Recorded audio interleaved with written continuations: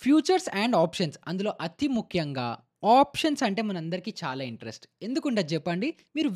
1000 మార్కెట్‌కి options trading కోసం తీసుకొస్తే, దీన్ని రూ. 1,00,000గా ఈజీగా మార్చుకోవచ్చు అని చెప్పి మనకి పీఎన్ఎల్ స్టేట్మెంట్‌లు, యూట్యూబ్‌లో లైవ్ వీడియోలు, లైవ్ పీఎన్ఎల్ స్టేట్మెంటు, వెరిఫైడ్ పీఎన్ఎల్‌లు ఇలా రకరకాలుగా మనకి చూపిస్తూ ఉంటే, యాస్ ఎ కామనర్‌గా, ఒక రీటైలర్‌గా మీరే చెప్పండి, మనలో ఈ ఎమోషన్ అంటే ఏంటి? ఫస్ట్ ఒక గ్రీడ్ ఎమోషన్ అంటే ఒక ఆశ పుడుతుందా లేదా? అబ్బా! ఇంత తక్కువ క్యాపిటల్‌తో ఇంత డబ్బులు సంపాదించుకోవచ్చా ఆప్షన్ ట్రేడింగ్ జేసి. మరలాంటిది నేను గూడా చెయ్యాలి అని జెప్పి ఫస్ట్ డెవలప్ అయ్యే ఎమోషన్ మనం యాస్ ఎ కామనర్‌గా, యాస్ ఎ నార్మల్ వ్యక్తిగా మనలో డెవలప్ అయ్యేది అదేంటి? ఆశ పుడుతుంది. ఫస్ట్ గ్రీడ్ మొదలవుతుంది. అవునా గదా? అవునంటే ఇప్పుడే వీడియోని పాజ్ జేసి కింద కామెంట్ సెక్షన్‌లో యెస్ అని టైప్ జేయండి. తర్వాత ఒక్కసారి మీరు ఆ గ్రీడ్ వల్ల లేపోతే ఆ ఆశతో ఎప్పుడైతే ట్రేడింగ్ స్టార్ట్ జేస్తారో అప్పుడు మెల్లిగా మీకు నాలెడ్జ్ లేక, స్కిల్ లేక, పేషెన్స్ లేక, మనీ మేనేజ్‌మెంట్ తెలియక అసలు ఈ ఎఫ్ఎన్‌ఓ గురించి ఏది తెలియక ఏమవుతుంది? లాసెస్ వస్తుంటాయి. లాసెస్ వస్తున్నప్పుడు నెమ్మదిగా ఏదైతే మీ గ్రీడ్ ఉందో, మీ ఆశ ఏదైతే ఉందో అది మెల్లిగా ఫియర్‌లోకి కన్వర్ట్ అవుతుంది. ఫియర్ అంటే ఏంటి? భయం. భయం స్టార్ట్ అవుతుంది. నాకు లాసెస్ వస్తున్నాయి, లాసెస్ వస్తున్నాయి. దీని నుంచి ఎలా రికవర్ అవ్వాలి? దీని నుంచి ఎలా బయటికి రావాలి? అని చెప్పి ఆ ఫియర్‌ని మళ్ళీ పానిక్‌లోకి కూడా కన్వర్ట్ అవుతుంది. ఇది ఎందుకో తెలుసా? ఇప్పుడు మీరు ఏదైతే ఫ్యూచర్స్ అండ్ ఆప్షన్స్ ఏదైతే డెరివేటివ్స్‌లో ట్రేడ్ చేస్తున్నారో అసలు ఇవి ట్రేడింగ్ ఇన్‌స్ట్రుమెంట్సే కావు. యెస్, మీరు వింటున్నది కరెక్టే. ఫ్యూచర్స్ అండ్ ఆప్షన్స్ ఈ డెరివేటివ్ ఇన్‌స్ట్రుమెంట్స్ ఏవైతే ఉన్నాయో ఇవి అసలు ట్రేడింగ్ చేయడానికి డిజైన్ చేసినవే గాదు. ఇవి హెడ్జింగ్ పర్పస్ కోసం చేశారు. మనమేమో ట్రేడింగ్ చేస్తున్నాం. మరి ఒక పక్కన హెడ్జింగ్ కోసం చేసే దాంట్లో మనం ట్రేడింగ్ చేస్తుంటే మరి లాస్ రాక ఏమవుతుంది చెప్పండి? అందుకే ఆప్షన్స్‌లో, ఫ్యూచర్స్‌లో ఎవరైతే డెరివేటివ్ ట్రేడింగ్ చేస్తున్నారో దాంట్లో 100 మంది ట్రేడ్ చేస్తే 95% మంది నష్టపోవడానికి రీజన్ ఇదే. ఎందుకంటే హెడ్జింగ్ కోసం ఇన్‌స్ట్రుమెంట్ ఏదైతే ఉందో దాంట్లో వీళ్ళు ట్రేడింగ్ చేసి డబ్బులు సంపాదించాలనుకుంటున్నారు కాబట్టి 95% మంది లాస్ చేసుకుంటున్నారు. కానీ వీళ్ళకి ఆపోజిట్‌లో ఎవరైతే 5% మంది సంపాదిస్తున్నారో వాళ్ళెలా సంపాదిస్తున్నారు? వాళ్ళకి కొన్ని ట్రిక్స్ తెలుసు. వాళ్ళకి కొన్ని రూల్స్ తెలుసు. ఇది హెడ్జింగ్ కోసం చేసినప్పటికీ కూడా దీంట్లో ట్రేడింగ్ ఎలా చేసి డబ్బులు సంపాదించాలి అన్న స్కిల్ వీళ్ళు నేర్చుకున్నారు. అండ్ ఆ స్కిల్ మీకు నేర్పించడానికే నేననేది ఉన్నాను. సో, ఇది మన ఎపిసోడ్ 22 ఇప్పటివరకు లాస్ట్ 21 ఎపిసోడ్స్‌లో మీకు ఈక్విటీ అవ్వచ్చు, స్వింగ్ ట్రేడింగ్ మీద అవ్వచ్చు, ఇండికేటర్స్ అవ్వచ్చు, లాంగ్ టర్మ్ ఇన్వెస్టింగ్ కోసం అవ్వచ్చు, మ్యూచువల్ ఫండ్స్ అవ్వచ్చు, ప్రైస్ యాక్షన్ అవ్వచ్చు ఇవన్నీ నేర్పించేసాను. కానీ మీరు యాస్ ఎ సీరియస్ ట్రేడర్‌గా గ్రో అవ్వాలి, ఎవ్రీడే ట్రేడ్ చేయాలి, మీకు ఎవ్రీ మంత్ రెగ్యులర్ ఇన్‌కమ్ రావాలి అని అనుకుంటే ఏం చేయాలి? ఫ్యూచర్స్ అండ్ ఆప్షన్స్ అనేవి కొన్ని ఉంటాయి. దాంట్లో కూడా నేర్చుకొని స్కిల్ డెవలప్ చేసుకోవాలి కాబట్టి ఈ వీడియోలో ఇవాల్టి ఎపిసోడ్ 22లో మనము ఈ డెరివేటివ్స్ అని ఫస్ట్ బేసిక్స్ ఫండమెంటల్స్ అసలు ఈ డెరివేటివ్ అంటే కాన్సెప్ట్ ఏంటి? అది ఎందుకొచ్చింది? దీంట్లో ఎన్ని ఆప్షన్‌లు ఉంటాయి? దాంట్లో మనం ఎలా ట్రేడ్ చేయాలి? దాంట్లో మార్జిన్ ఎంత రిక్వైర్మెంట్? ఇది మనం ఈ వీడియోలో డీటెయిల్డ్‌గా అర్థం చేసుకుందాం. సో, ఇలా డీటెయిల్డ్‌గా మనం ఈ టాపిక్‌ని ఇవాళ డిస్కస్ చేసుకుందాం కానీ ఎవరైతే ఫస్ట్ టైమ్ మన ఛానెల్‌కొచ్చారో వాళ్ళకి ఇంకా నా గురించి తెలియకపోతే నా పేరు నిహాల్. నేను స్టాక్ మార్కెట్‌లో ఒక ఫుల్ టైమ్ ఆప్షన్స్ ట్రేడర్‌ని అండ్ మార్కెట్‌లో ఇన్వెస్ట్ కూడా చేస్తుంటాను. అండ్ ఇప్పుడు మీరు చూస్తున్న వీడియోస్ అవ్వచ్చు, లాస్ట్ అన్ని వీడియోస్ అవ్వచ్చు మీకోసం ఇంత బ్యూటిఫుల్‌గా ఎడిట్ చేసి మీ అందరికీ ప్రెజెంట్ చేస్తుందేమో బషీర్. అండ్ ఇక్కడ మనం చేస్తున్నది ఏంటో తెలుసా? Stock market A to Z revolution. మనం ఒక 45, 50 వీడియోస్ సిరీస్ అనేది స్టార్ట్ చేశాము. ఇక్కడ మీకు స్క్రీన్ మీద కనిపిస్తున్నట్టు ఇంట్రో దగ్గర నుంచి మొత్తం లాస్ట్ ఏదైతే ప్రైస్ యాక్షన్ వరకు చేశానో 21 వీడియోస్‌ని ఒక డీటెయిల్‌గా ఒక ప్లే లిస్ట్‌లో పెట్టాను మీ అందరికీ నేర్చుకోవాలని చెప్పి. సో, ఎవరైతే కొత్తగా వచ్చారో వాళ్ళు డైరెక్ట్ ఎఫ్ఎన్ఓ వీడియో చూస్తుంటే మీకు ఏం అర్థం కాకపోతే ఇక్కడ మీకు ప్లే లిస్ట్‌లో కనిపిస్తున్నట్టు అన్ని లైన్‌గా ఫస్ట్ నుంచి ఎపిసోడ్ 1 నుంచి ఎపిసోడ్ 22 వరకు కూడా వచ్చేసారనుకుంటే డీటెయిల్‌గా పిక్చర్ పర్ఫెక్ట్ క్లారిటీతో తెలుగు వాళ్ళు ట్రేడింగ్‌లో డబ్బులు సక్సెస్‌ఫుల్‌గా సంపాదించడానికి ఏం చేయొచ్చు? దానికి మనం చేస్తున్న ఎఫర్ట్ మీ అందరికీ అర్థమైపోతుంది. అప్పుడు ఆటోమేటిక్‌గా మీతో పాటు రెగ్యులర్‌గా మన లాయల్ వ్యూవర్స్ అందరూ కూడా లైక్, షేర్ అండ్ సబ్స్క్రైబ్ కూడా చేసేస్తారు. సో, ఈ క్లారిటీ వచ్చేస్తే ఇప్పుడు రెగ్యులర్‌గా చూస్తున్న మీరు, కొత్తగా వచ్చిన మీరు అందరూ ఏం చేయాలి? కింద కామెంట్ సెక్షన్‌లోకి వెళ్ళిపోండి. ఎపిసోడ్ 22 అటెండెన్స్‌ని మార్క్ చేసుకోండి. తర్వాత మన ఏ టు జీ రెవల్యూషన్‌ని మొదలుపెట్టేద్దాం.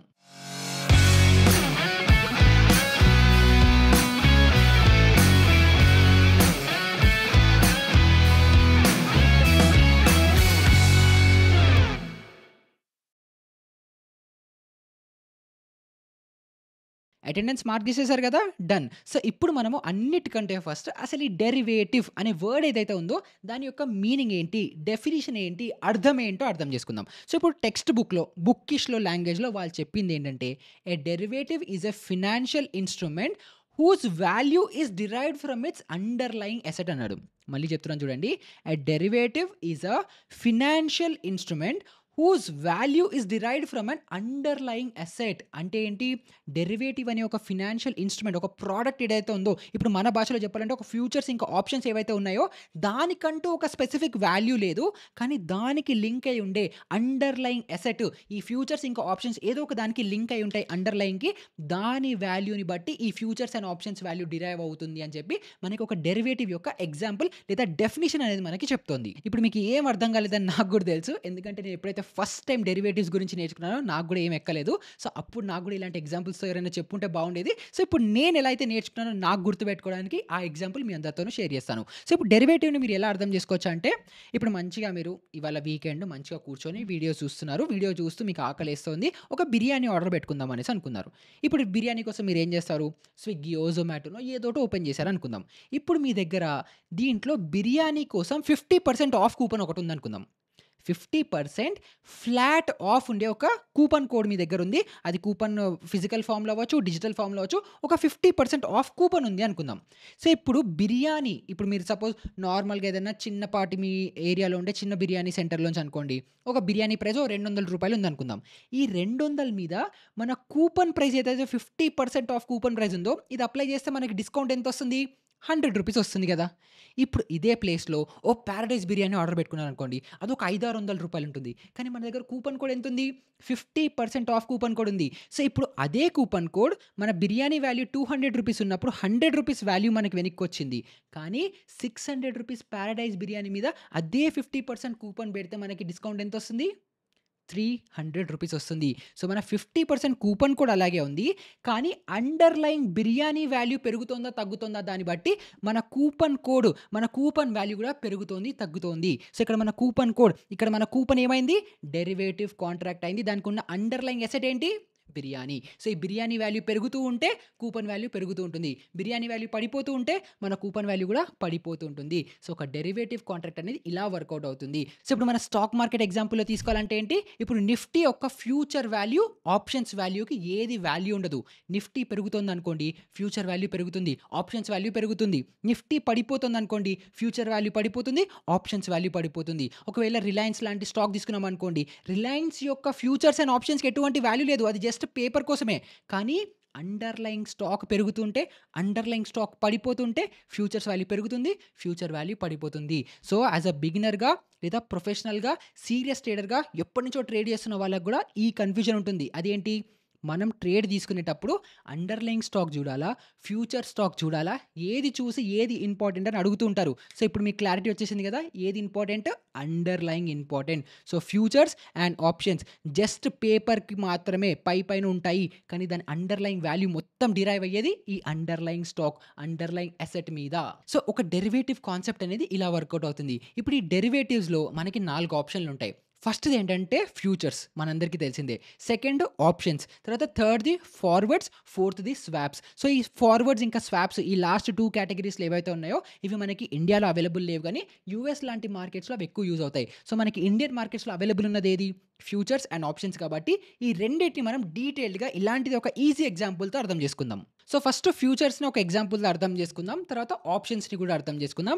అండ్ ఈ రెండిటి కాన్సెప్ట్ మీకు అర్థం అవ్వడానికి నేను ఒక హౌస్ ఎగ్జాంపుల్ తీసుకుంటా. అంటే ఒక ఇంటిని రెంట్‌కి తీసుకుంటే ఎలా అయితే మనము లావాదేవీ చేస్తామో, ఎలా అయితే ట్రాన్సాక్షన్స్ జరుగుతాయో దాన్ని నేను ఫ్యూచర్స్ ఇంకా ఆప్షన్స్‌లో రిలేట్ చేస్తే మీకు ఈజీగా అర్థమవుతుంది. మీరు రిలేట్ కూడా చేసుకోగలుగుతారు. సో, ఇప్పుడు ఫస్ట్ ఒక ఫ్యూచర్స్ ఎగ్జాంపుల్‌గా తీసుకుందాం.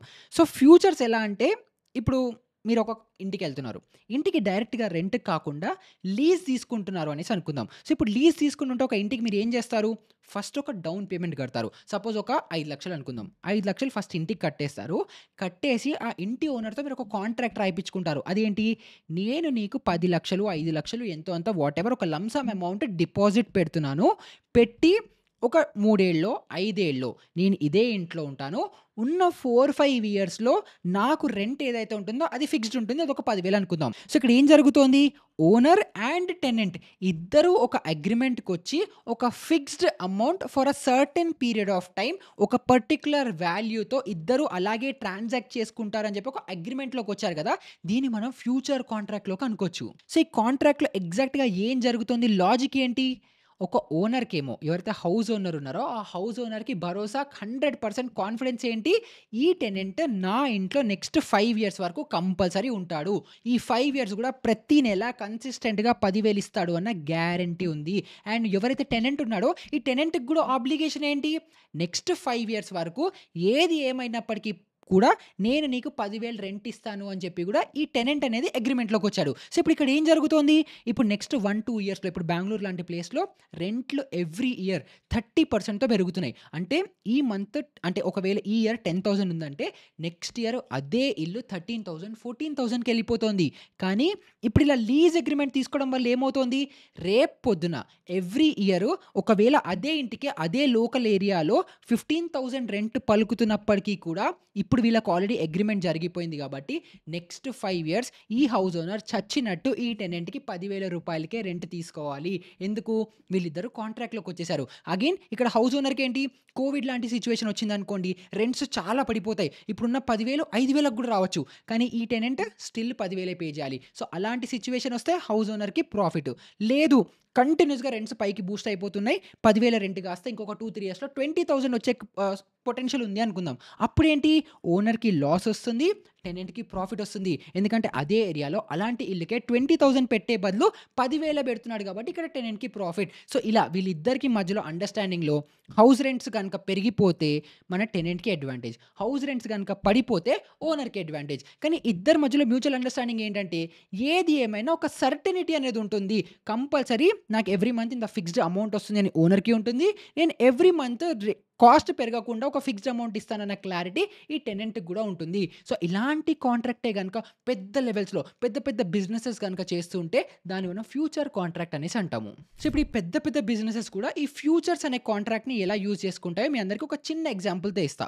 సపోజ్ ఒక టెక్స్‌టైల్ కంపెనీ ఉందనుకుందాం. రేమండ్ లాంటి టెక్స్‌టైల్ కంపెనీ ఉందనుకుందాం. వాళ్ళ దగ్గర చాలా రకాల గార్మెంట్స్ వాళ్ళు మ్యానుఫ్యాక్చర్ చేస్తూ ఉంటారు. వీళ్ళకి ఏం అవసరం పడుతుంటాయి?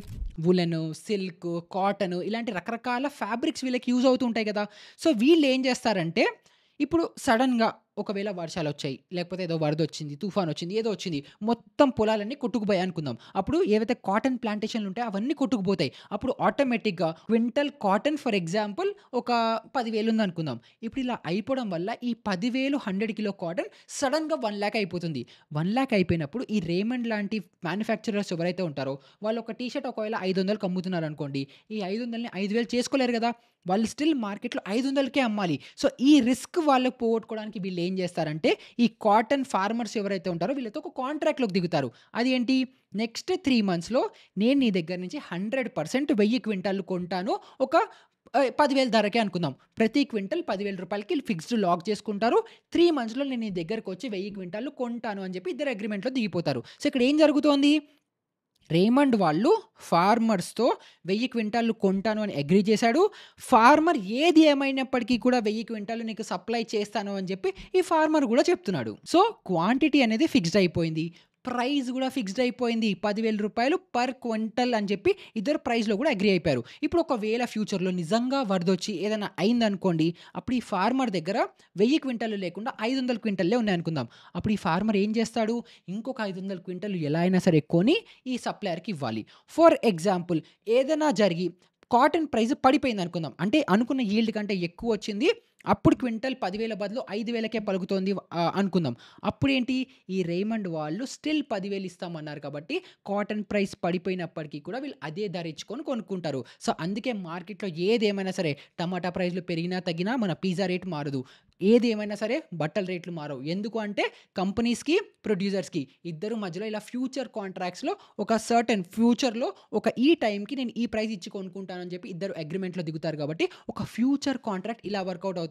సో, ఇద్దరికీ ఒక క్లారిటీ ఉంది. ఇద్దరు హెడ్జ్ చేసుకుంటున్నారు ప్రైస్ వాలటిలిటీకి. సో, ఇలా ఫ్యూచర్స్ కాంట్రాక్ట్‌ని హెడ్జింగ్ పర్పస్ కోసం అనేది ఇంట్రొడ్యూస్ చేశారు. సో, ఒక ఫ్యూచర్ కాంట్రాక్ట్ ఏమో ఇలా వర్కౌట్ అవుతుంది. ఇప్పుడు నెక్స్ట్ మనం ఆప్షన్స్ అర్థం చేసుకుందాం. ఇది సిమిలర్‌గా ఇలాగే ఉంటుంది. కాకపోతే కొంచెం డిఫరెన్స్. సో, ఇప్పుడు సేమ్ ఇందాక మన ఏదైతే ఇండ్లు రెంట్ ఎగ్జాంపుల్ ఉందో దాంట్లోకి వచ్చేద్దాం. సో, ఇప్పుడు ఏమవుతుందంటే మీరు ఇంటి కోసం వెతుక్కుంటూ ఉంటున్నారు. ఒక లొకాలిటీలోకెళ్ళిపోయారు. మీకు ఒక ఇల్లు నచ్చింది. ఒక ఇల్లు నచ్చింది. కాకపోతే మీకెక్కడో లోపల కొడుతోంది ఏంటి అనంటే 10,000 రెంట్ ఉంది. ఇల్లు గూడా బానే ఉంది. అంతా బానే ఉంది.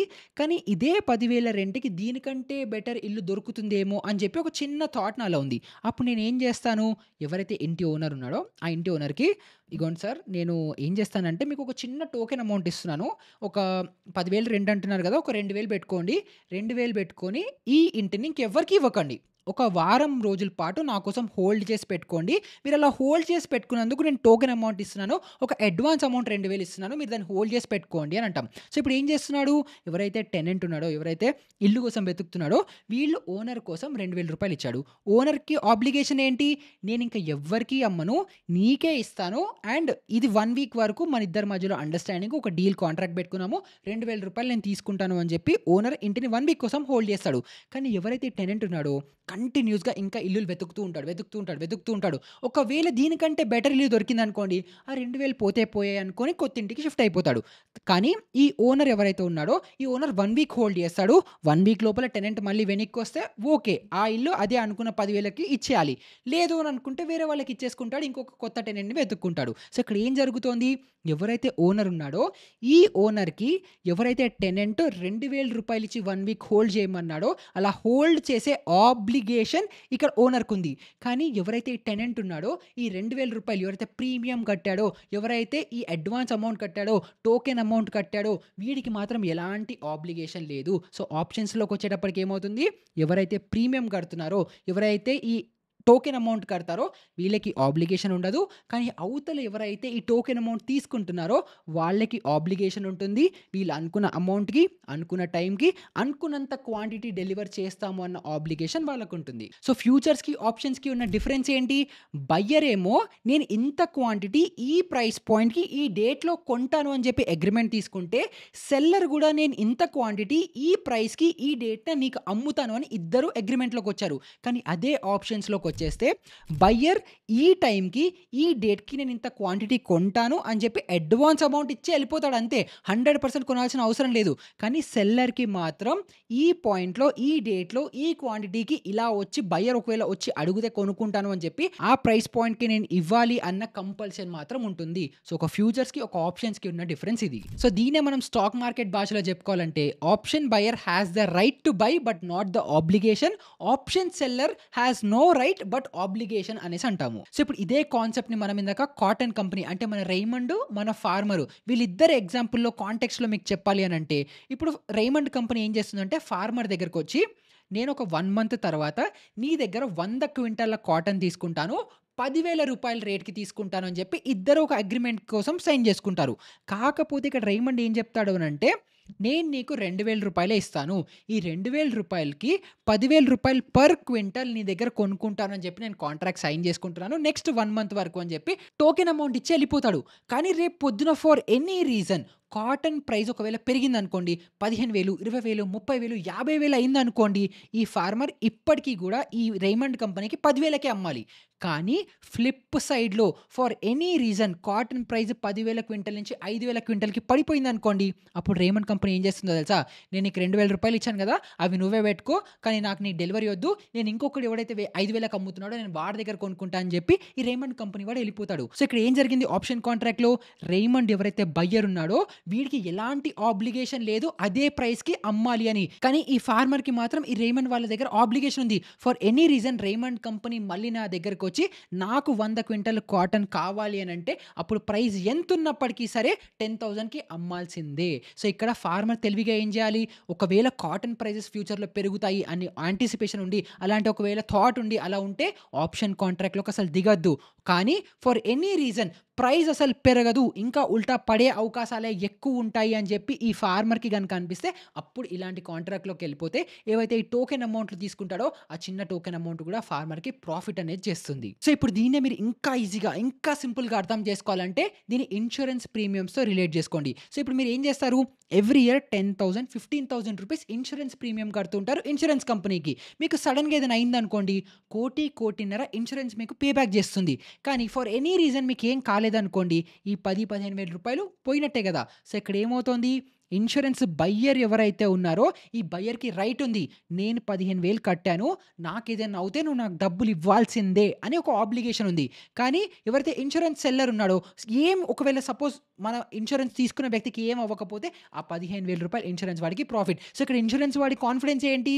90% మంది 60 ఏళ్ళు, 70 ఏళ్ళు హ్యాపీగా బతికేస్తారు. సో, ఒక 20 ఏళ్ల వాడు చచ్చిపోయే ప్రాబబిలిటీ తక్కువుంది కాబట్టి, మనం ఈ రిస్క్ తీసుకోవచ్చని చెప్పి ప్రీమియమ్స్ అన్నీ కలెక్ట్ చేసుకొని చిన్న అమౌంట్స్ పోగేసుకొని వాళ్ళు అలా బిజినెస్ రన్ చేస్తుంటారు. సో, ఒక ఫ్యూచర్స్ అండ్ ఆప్షన్స్ వెనకాల ఉన్న లాజిక్ ఇది. సో, ఈ ఫ్యూచర్స్ ఇంకా ఆప్షన్స్ ఈ రెండిట్లో ఎవరైతే ట్రేడ్ చేస్తుంటారో వాళ్ళు ఇంకొక విషయం గుర్తుపెట్టుకోవాలి. అది ఏంటనంటే ఫ్యూచర్స్ అండ్ ఆప్షన్స్ లేదా ఈ డెరివేటివ్స్ ఏవైతే ఉంటాయో ఇవి లాట్ సిస్టమ్స్‌లో వర్కౌట్ అవుతాయి. అంటే ఏంటి? ఇప్పుడు మీరు నిఫ్టీలో futures and options, Nifty futures లేదా నిఫ్టీ ఆప్షన్స్‌లో ట్రేడింగ్ కానీ, ఇన్వెస్టింగ్ కానీ చేయాలనుకుంటే ఒక్క నిఫ్టీ ఇన్వెస్ట్ చేసి ఒక్క నిఫ్టీ షేర్‌లో మీరు కొనలేరు. ఒక లాట్‌లో కొనాలి.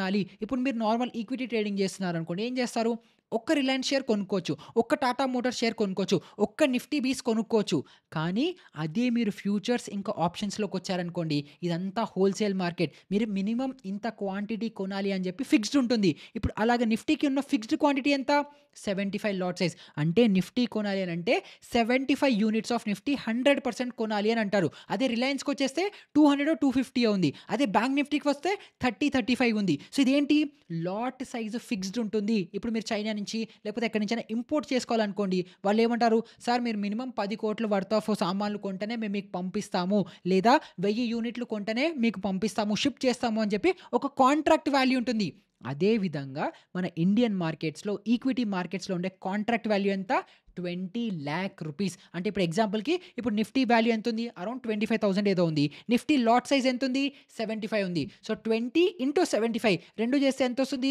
18.5 లాక్ 19 అరౌండ్ లాక్స్‌లో ఏదో అరౌండ్‌గా వస్తుంది గదా! సో, ఇలాగ కాంట్రాక్ట్ వాల్యూస్ డిసైడ్ అవుతాయి. సో, మనం నిఫ్టీలో ఒక్క ఫ్యూచర్ లాట్ కొంటున్నాము అనంటే మనం నిఫ్టీలో 20,00,000 రూపీస్ అరౌండ్‌గా ఇన్వెస్ట్ చేస్తున్నాము అనేసి అర్థము. అండ్ ఆ 75 మల్టిపుల్స్ ఆఫ్ 75లోనే కొనాలి. ఒక లాట్ అంటే 75, 2 లాట్స్ అంటే 150 అలాగా మల్టిపుల్స్ ఆఫ్ 75లో మనము ఈ కాంట్రాక్ట్ సైజ్‌ని తీసుకుంటూ ఆ బేసిస్ మీద మనం నిఫ్టీలో ఇన్వెస్ట్ లేదా ట్రేడింగ్ అనేది చేస్తుంటాము. అందుకే మనం ఫ్యూచర్స్ లాట్ కొన్న తర్వాత నిఫ్టీ రూ. 1 మూవ్ అవుతే మన పీఎన్ఎల్‌లో రూ. 75 పైకి, రూ. 75 కిందకి వస్తుంది. ఎంత అమేజింగ్ గదా! అందుకే దీంట్లో ఏంటి? రిస్క్ ఎక్కువ, రివార్డ్ ఎక్కువ. రూ. 1 మూవ్ అవుతే 75 టైమ్స్ మూవ్ అవుతున్నట్టు కాబట్టి ఎందుకంటే మీరు రూ. 1,00,000 పెట్టినప్పటికీ కూడా 20,00,000 వర్త్ ఆఫ్ కాంట్రాక్ట్‌ని మీరు కొంటున్నారు. అందుకే ఫ్యూచర్స్‌లో రిస్క్ ఎక్కువ, రివార్డ్ ఎక్కువ. సో, ఇదేమో కాంట్రాక్ట్ సైజు లాట్స్ గురించి మీరు అర్థం చేసుకున్నారు. తర్వాత మీరు ఇంకోటి అర్థం చేసుకోవాల్సింది ఏంటంటే ఎక్స్‌పైరీ. సో, ఈ ఎక్స్‌పైరీ ఏంటి? ఇందాక మనము ఒక హౌస్ ఓనర్ ఎగ్జాంపుల్‌లో మనం ఏం చెప్పాము? 1 వీక్ పాటు నాకు హోల్డ్ చేయి ఈ ప్రీమియం తీసుకొని అని చెప్పాం గదా! లేకపోతే కాటన్‌లో ఎగ్జాంపుల్ ఏం చెప్పాం? 1 మంత్ తర్వాత, 2 మంత్స్ తర్వాత, 3 మంత్స్ తర్వాత నీ దగ్గరకొస్తాను. ఈ ప్రైస్ మనం లాక్ చేసుకుందాం అని చెప్పి ఒక ఎక్స్‌పైరీ డేట్ ఉంది. అంటే 3 మంత్స్‌లో నీ దగ్గరకొస్తాను. 1 వీక్‌లో నీ దగ్గరకొస్తాను అని చెప్పి ఒక ఎక్స్‌పైరీ ఉంది గదా! ఈ కాంట్రాక్ట్‌కి. ఆ 1 వీకు లేకపోతే ఆ 1 మంతు, ఆ 3 మంత్స్ అయిపోయిన తర్వాత ఈ కాంట్రాక్ట్ అనేది ఎక్స్‌పైర్ అయిపోతుంది. అదే విధంగా మన నిఫ్టీలో అవ్వచ్చు, సెన్సెక్స్‌లో అవ్వచ్చు, స్టాక్స్‌లో అవ్వచ్చు ఇలాంటి ఒక ఎక్స్‌పైరీ అనేది ఉంటుంది. నిఫ్టీలో ఏమో వీక్లీ ఎక్స్‌పైరీస్ ఉంటాయి. ఎవ్రీ ట్యూస్‌డే ఇంతకు ముందర థర్స్‌డే ఉండేది. కానీ ఈ వీడియో షూట్ చేస్తున్నప్పటి నుంచి సెప్టెంబర్ ఫస్ట్ వీక్ నుంచి మనకి నిఫ్టీ ఎక్స్‌పైరీ ఎవ్రీ ట్యూస్‌డే జరుగుతోంది. సో, ఎవ్రీ వీక్ ట్యూస్‌డే రోజు ఏమవుతుందనంటే నిఫ్టీ వీక్లీ కాంట్రాక్ట్స్ ఎక్స్‌పైర్ అయిపోతాయి. And again monthly last Tuesday ఏదైతే ఉంటుందో అప్పుడు మంత్లీ కాంట్రాక్ట్స్ ఎక్స్‌పైర్ అయిపోతాయి. సో, అలాగా వీక్లీ కాంట్రాక్ట్స్ ఉంటాయి, మంత్లీ కాంట్రాక్ట్స్ ఉంటాయి, క్వార్టర్లీ ఉంటాయి, హాఫ్ ఇయర్లీ ఉంటాయి, ఇయర్లీ ఉంటాయి. అలా మీరు టైమ్ ఫ్రేమ్‌ని బట్టి మీరు నిఫ్టీ ఈ టైమ్ ఫ్రేమ్‌లో ఎంత మూవ్ అవుతుంది, ఎంత మూవ్ అవ్వదు అని చెప్పి ఇలా కాంట్రాక్ట్‌లో దిగి కూడా మీరు నిఫ్టీలో ట్రేడ్ చేయొచ్చు. స్టాక్ స్పెసిఫిక్‌గా కూడా ట్రేడ్ చేయొచ్చు. సో, ఇలా స్టార్టింగ్‌లో ఒక 2 బిజినెసెస్‌లు వాళ్ళ ప్రొడక్ట్స్ లేదా వాళ్ళకి ఇన్‌ఫ్లేషన్‌తో అవ్వచ్చు, లేకపోతే ప్రైజెస్ వల్ల అవ్వచ్చు, మూవ్‌మెంట్ వల్ల వాళ్ళకి ప్రొడక్ట్ ప్రైస్ మీద డిఫరెన్స్ రాకుండా హెడ్జింగ్ కోసం చేసిన ఇన్‌స్ట్రుమెంట్‌ని ఇప్పుడు ప్రతి ఒక్కళ్ళం దాని ప్రైస్ మూవ్‌మెంట్‌లో ట్రేడింగ్ కోసం కూడా యూజ్ చేస్తున్నాము. ఇప్పుడు నిఫ్టీ ఏదైతే ఉందో దీన్ని కూడా 90% మంది ఎందుకు యూజ్ చేస్తారో తెలుసా? హెడ్జింగ్ కోసం చేస్తారు. అంటే ఏంటి? ఇప్పుడు వాళ్ళకి ఏదో పోర్ట్‌ఫోలియో హోల్డింగ్స్ ఉంటుంది. ఒక 20,00,000, 30,00,000, 50,00,000, ₹1,00,00,000 హెడ్జ్ ఫండ్స్ లాంటివైతే వందల కోట్లు, కొంతమందికైతే వేల కోట్ల రూపాయలుంటాయి. సో, ఇప్పుడు వేల కోట్ల రూపాయల్లో ఓవరాల్‌గా మార్కెట్స్ నెక్స్ట్ ఒక 2, 3 ఇయర్స్ డౌన్ ట్రెండ్‌లో ఉన్నాయి. ఒక 10, 15% కరెక్షన్ మార్కెట్‌లో వస్తుందనుకోండి. వేల కోట్లలో 10, 15% పడితే ఎంత హ్యూజ్ లాసు. సో, వాళ్ళేం చేస్తారంటే ఆ లాస్ రాకుండా ఫ్యూచర్స్‌ని, ఆప్షన్స్‌ని యూజ్ చేసుకొని హెడ్జ్ చేసుకుంటారు. సో, అప్పుడేంటి పుట్స్ బై చేయడమో, కాల్స్ సెల్స్ చేయడమో, ఫ్యూచర్స్‌ని షార్ట్ చేయడమో ఇలా చేస్తూ ఉంటారు. సో, అప్పుడేమవుతుంది పోర్ట్‌ఫోలియో కిందకొస్తున్నప్పటికి కూడా ఈ షార్ట్ పొజిషన్స్ ఏవైతే ఉంటాయో ఇవి ప్రాఫిట్ చేస్తూ 2 బ్రేక్ ఈవెన్‌లోకి తీసుకొస్తాయి. మార్కెట్ పైకెళ్తున్నప్పుడు ప్రాఫిట్ వస్తుంది. కిందకొస్తున్నప్పుడు లాసెస్ అనేవి తక్కువవుతాయి. సో, ఈ విధంగా హెడ్జింగ్ కోసం యూజ్ అనేది చేస్తుంటారు. కానీ మనలో చాలామంది ఇంట్రాడే అని, పొజిషనల్ అని చెప్పి రకరకాలుగా ట్రేడింగ్ కోసం కూడా యూజ్ చేస్తున్నారు. But again don't worry. ఈ షార్ట్ సెల్లింగ్ ఏంటి? షార్ట్ చేస్తే డబ్బులెలా వస్తాయి? హెడ్జ్ ఎలా అవుతుంది? బై చేస్తే ప్రాఫిట్ ఎలా వస్తుంది? అసలు బయ్యింగ్‌కి, సెల్లింగ్‌కి డిఫరెన్స్ ఏంటి? దానికో మార్జిన్ ఎంత కావాలి? ఇవన్నీ స్టిల్ ఇంకా చాలా చాలా చాలా కన్‌ఫ్యూజన్స్ ఉంటాయి. ఈ ఆప్షన్స్ ట్రేడింగ్ అనేది లేకపోతే ఫ్యూచర్స్ ట్రేడింగ్ అనేది చాలా ఎక్స్‌పీరియన్స్‌తో చాలా రోజులు మనం ప్రాక్టీస్ చేస్తే గాని రానిది కాబట్టి డోంట్ వరీ. నెక్స్ట్ ఎపిసోడ్ అంటే ఎపిసోడ్ 23లో మనము డీటెయిల్డ్‌గా ఆప్షన్స్‌లో అది కూడా కాల్, పుట్ ఈ 2 అంటే ఏంటి? దాంట్లో బయింగ్ అంటే ఏంటి? సెల్లింగ్ ఏంటి? ఎవరు ఎలా ప్రాఫిట్ చేసుకోవచ్చు? ఎంత మార్జిన్ కావాలని డీటెయిల్డ్‌గా మనం తెలుసుకుందాము. ఈ వీడియోలో మనం డెరివేటివ్స్ అంటే ఏంటో ఫౌండేషన్ ఫస్ట్ స్ట్రాంగ్ చేసేసుకుంటే అప్పుడు ఫర్దర్ కాన్సెప్ట్స్ కూడా మనకి చాలా ఈజీ అనేది అయిపోతాయి. సో, డెరివేటివ్స్ మీద మీకు ఇంకా ఎలాంటి డౌట్స్ ఉన్నా కూడా కింద కామెంట్ సెక్షన్‌లో అడగండి. లేదా డిస్క్రిప్షన్‌లో మన టెలిగ్రామ్ గ్రూప్ ఉంటుంది. అక్కడికొచ్చి మీరు క్లారిటీ కోసం అడిగినా కూడా మీకు కాన్సెప్ట్ అనేది క్లియర్ అవుతుంది. అగైన్ ఇది ఒక్కసారి వింటే అర్థం అవ్వదు. ఒక్కసారి వింటే డెఫినిట్‌గా బుర్రకెక్కదు. సో, మీరేం చేయాలి? వీడియోని 2, 3 సార్లు లూప్‌లో వినండి. బ్లాగ్స్ చదవండి. ఆర్టికల్స్ చదవండి. ఎందుకంటే ఈ ఫ్యూచర్స్ అనే కాంట్రాక్ట్ ఎలా వర్కౌట్ అవుతుంది? ఆప్షన్స్ అనే కాంట్రాక్ట్ ఎలా వర్కౌట్ అవుతుంది అన్న లాజిక్ ఒక్కసారి మీరు పట్టుకున్నారనుకోండి, మీకింకా అన్‌లిమిటెడ్. ఎందుకంటే మీరు ఆ లాజిక్ పట్టుకుంటే దీన్ని మీరు ఎలా ఎలా మ్యానిపులేట్ చేయొచ్చంటే మార్కెట్ ఎటైనా పోనివ్వండి. పైకెళ్ళినా డబ్బులొస్తాయి. కిందకొచ్చినా డబ్బులొస్తాయి. ఎక్కడికెళ్ళకుండా ఒక దగ్గర ఉండిపోయినా డబ్బులొస్తాయి. మార్కెట్ ఏం చేసినా కూడా డబ్బులు సంపాదించే కెపాసిటీ వస్తుంది ఎప్పుడు? ఈ లాజిక్ అర్థమైనప్పుడు. నేను వీడియో మొత్తంలో ఎక్స్‌ప్లెయిన్ చేశాను. డీటెయిల్డ్‌గా నాకొచ్చినంతలో మీ అందరికీ ఎక్స్‌ప్లెయిన్ చేశాను. కానీ ఇది ఒక్కసారి వింటే అస్సలు అర్థం కాదు. 2, 3 సార్లు వినండి. 2, 3 సార్లు చదవండి. అప్పుడు మీకు అర్థమవుతుంది చూడండి. అప్పుడు మ్యాజిక్ అనేది స్టార్ట్ అవుతుంది. సో, నెక్స్ట్ ఎపిసోడ్‌లో కాల్ ఆప్షన్, పుట్ ఆప్షన్, బయింగ్‌కి, సెల్లింగ్‌కి మధ్యలో డిఫరెన్స్ ఇవన్నీ డీటెయిల్‌గా అర్థం చేసుకుందాము. ఎపిసోడ్ 23లో కలుసుకుందాం. అప్పటి వరకు గుడ్ బై. కానీ సబ్స్క్రైబ్ ఇంకా చేసుకోకపోతే సబ్స్క్రైబ్ నొక్కేసేయండి. లైక్ చేయండి, కామెంట్ చేయండి, ఇంకా షేర్ కూడా చేయండి. ఇలాంటిదే మంచి ఇంకా ఇంట్రెస్టింగ్ వీడియోతో నెక్స్ట్ వీడియోలో కలుసుకుందాం. అప్పటి వరకు గుడ్ బై.